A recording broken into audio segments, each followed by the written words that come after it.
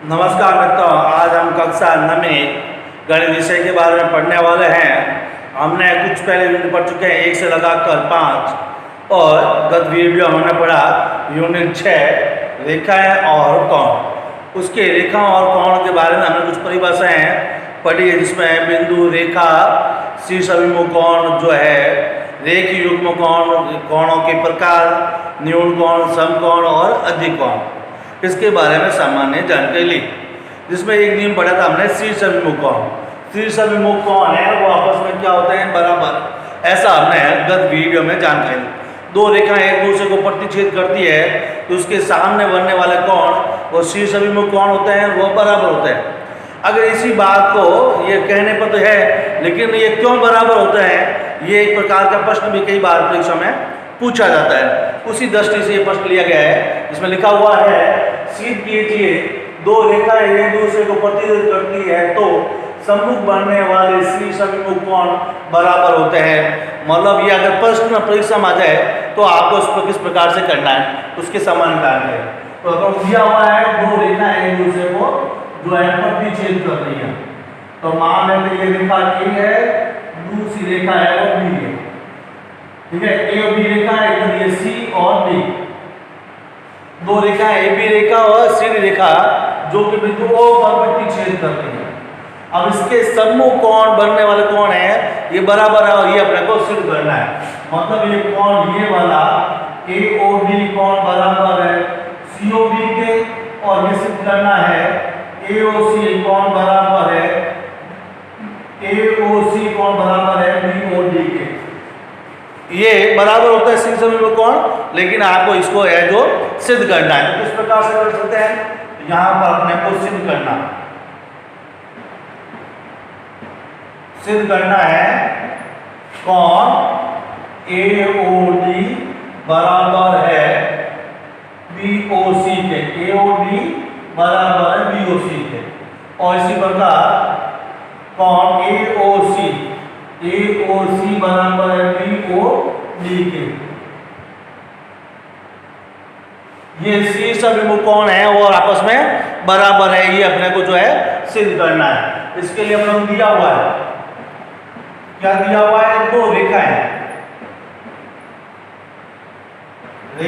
A B व C D एक दूसरे को ओ पर प्रतिच्छेद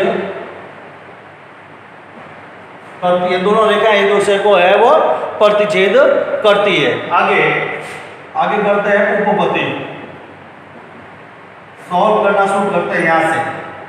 तो आपको ये रेखा दिख रही है ए बी, यहां तो रेखा दिख रही है ए और बी,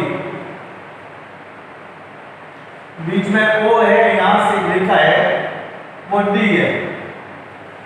तो अपने को पता है एक रेखा पर ये जो रेखा है वो 180 डिग्री का कोण बनाती है, और ये दो यहाँ पर दो कोण बन रहे हैं, एक नंबर और दो नंबर। इन दोनों का एक नंबर और दो नंबर, इन दोनों की जोड़ है वो 180 डिग्री है, क्योंकि एक रेखा पर बनने वाला रेखीय युग्म कोण की जोड़ 180 डिग्री होती है। तो यहाँ पर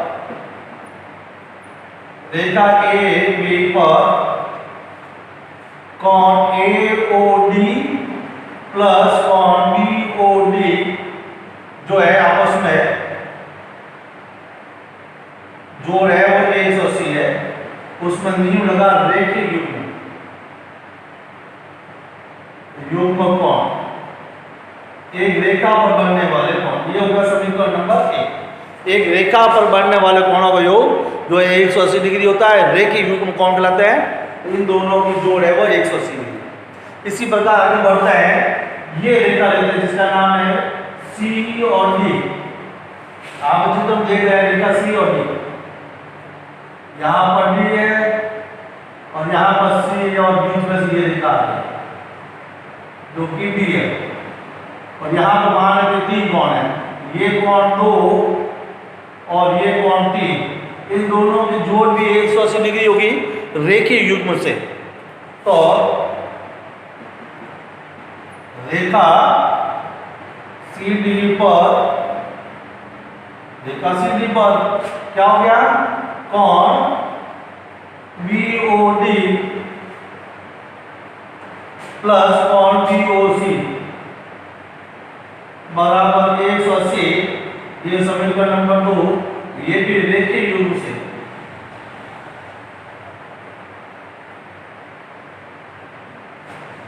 अब यहाँ प्रश्न की ओर देखते हैं तो दो कोण कैसे, इन दोनों कोणों की योग 180 है, इन दोनों कोणों की योग 180 है। यथा इधर के दोनों कोण दूसरे तरफ के दोनों कोणों के क्या होंगे, बराबर, क्योंकि दोनों की जोड़ क्या है, बराबर। तो समीकरण 1 और 2 से लेते हैं। समीकरण नंबर 1 और 2 से इन दोनों की जोड़ 180 है, इन दोनों की जोड़ 180 है, अतः आपस में क्या होंगे, बराबर हो जाएंगे। तो कोण AOD प्लस कोण BOD बराबर है कोण BOD और BOC। इन दोनों की जोड़ 180 है, उन दोनों की जोड़ 180 है, ये तो आपस में क्या होंगे, दोनों बराबर। यहाँ पर देखते हैं दोनों तरफ BOD है, तो इसका पक्षांतर करने में दोनों क्या हो जाएंगे, कट जाएंगे। तो क्या बच गया, तो बच गया कोण AOD बराबर है BOC। इन दोनों की जोड़ कितनी हो रही है, 180। ठीक है, मैं थोड़ा सा ऊपर की ओर लिख देता हूं ताकि आपको दिखाई दे।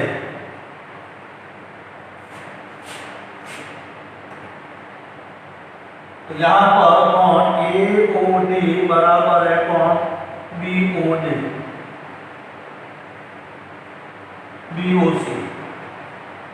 तो इन दोनों का योग कितना हो गया, 180। यहां से AOD बच गया, यहां से क्या बच गया, BOC। दोनों ही कोणों का योग कितना है, 180। इसी प्रकार आपने सिद्ध करना था, AOD बराबर है BOC। इसी प्रकार अगर इन दोनों का जोड़ और इन दोनों का जोड़ लेंगे तो दूसरा भी अपने से हो जाएगा। इस प्रकार से सी सभी कोणों का योग कितना होता है, 180। तो चलते हैं पर नेक्स्ट प्रश्नावली में 6.1। तो आगे देखते हैं प्रश्नावली 6.1 का पहला प्रश्न, जो इस प्रकार से है। दी गई आकृति में, मतलब यहाँ पर एक आकृति है, इस प्रकार से यहाँ पर AB रेखा है और यहाँ से एक रेखा है वो C और D है, और यहाँ पर ये कोण 40 का है, और यहाँ से एक रेखा और आ रही है जिसका नाम है E। इस प्रकार से यह आकृति दी गई है और O पर प्रतिच्छेद करती है। तो दी गई आकृति में AB और CD रेखा है, AB रेखा और CD रेखा है, दोनों प्रतिच्छेद कर रही है, और AOC ये वाला कोण BOE इन दोनों कोणों की जोड़, इन दो कोणों की जोड़ है वो 70, और BOD ये वाला कोण है BOD जो है 40। आपको जो अब कोण ज्ञात करना है BOE ये वाला कोण और इस कोण का प्रतिवर्ती कोण ज्ञात करना है। दो चीजें आपको ज्ञात करनी है। तो यहां पर ज्ञात करना है कोण BOE और प्रतिवर्ती कोण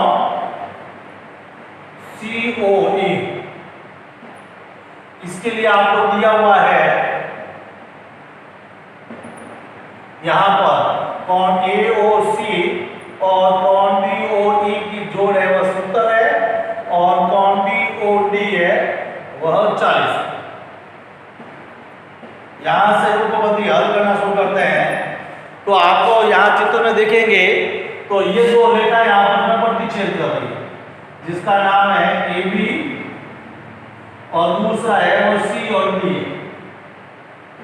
ये दोनों रेखाएं प्रतिच्छेद करती है। ये कोण 40 का है, इसके सामने वाला कोण भी कितना होगा, 40 का, क्योंकि ये शीर्ष अभिमुख कोण कहलाते हैं। तो सामने बनने वाले कोणों का योग कितना होता है, वो बराबर होता है। इस प्रकार से कोण BOD है वो बराबर कोण AOC के होगा, क्योंकि BOD है वो 40 है, D कितना होगा 40। शीर्ष अभिमुख कोण, शीर्षाभिमुख कोण, ये दोनों कोण क्या है, शीर्ष अभिमुख कोण है, दोनों कोण है वो आपस में है वो शीर्ष अभिमुख कोण है, तो ये जो है वो आपस में बराबर है। आगे देखते हैं, ये दिया हुआ है इन दोनों की जोड़, कोण AOC प्लस जो है BOE जोड़ 70 दी हुई है।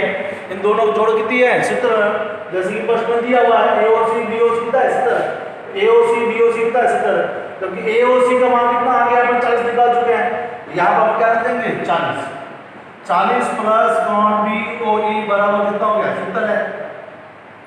40 का हम पक्षांतर कर देते हैं, तो पक्षांतर करने के बाद 40 का हो गए 70 में से घट गए, ये पक्षांतर करने पर वो क्या हो गए माइनस का हो गया, तो प्लस का पक्षांतर करने पर क्या होता है माइनस का, और 70 में से 40 घट गए, तो BOE का मान कितना हो गया 30।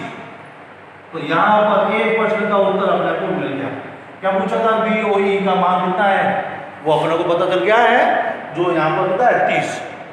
आगे की ओर बढ़ते हैं, तो यहाँ पर एक रेखा देख रहे हैं जिसकी ओर बढ़ते हैं, तो यहाँ पर एक बार प्रश्न को देख लेते हैं, एक बार यहाँ पर कितना है, तो रेखा देख रहे हैं यहाँ पर ये वाली रेखा कौन सी है AB, और यहाँ पर इस प्रकार से बना हुआ है, तो अपन यहाँ क्या कर सकते हैं, इसका मान आ गया 40 और 30, इसका मान आ गया 40। पहले ये कोण ज्ञात करेंगे, इसका नाम क्या है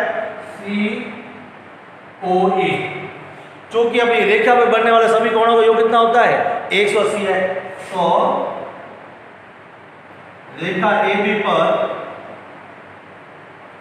कितना हो गया कोण BOE प्लस कोण COE प्लस कोण AOC बराबर कितना हो गया 180। एक रेखा पर बनने वाला कोण कितना होता है 180। रेखिक युग्म कोण अपने को पता है इन दोनों की जोड़ कितनी है 70 आई हुई है, वैसे भी 30 प्लस 40 कितना होता है 70, तो 70 प्लस कोण COE बराबर कितना हो गया 180, बराबर कितना हो गया 180।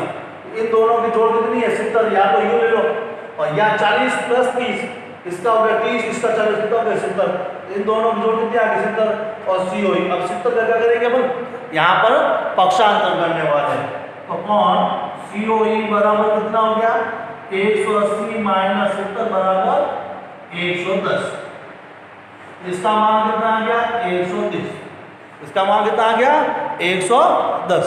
अब अपने को पूछना है प्रतिवर्ती कोण। प्रतिवर्ती कोण का मतलब है जो कोण है उसको 360 में घटाने पर उसका प्रतिवर्ती कोण प्राप्त होता है। जैसे मान लो कोई कोण है वह 60 डिग्री का, तो उसका प्रतिवर्ती कोण कितना हो गया, तो 360 माइनस 60 बराबर कितना हो गया 300 डिग्री। तो प्रतिवर्ती कोण मतलब उस कोण को है वो 360 में से घटाना।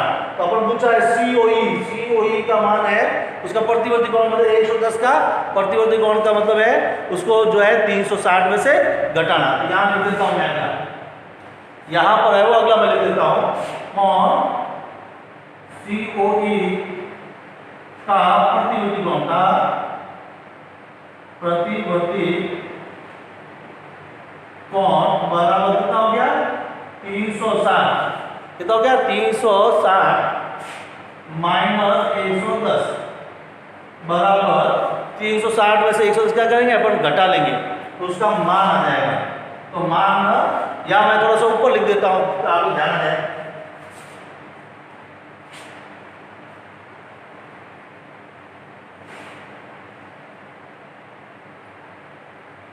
तो कोण COE का प्रतिवर्ती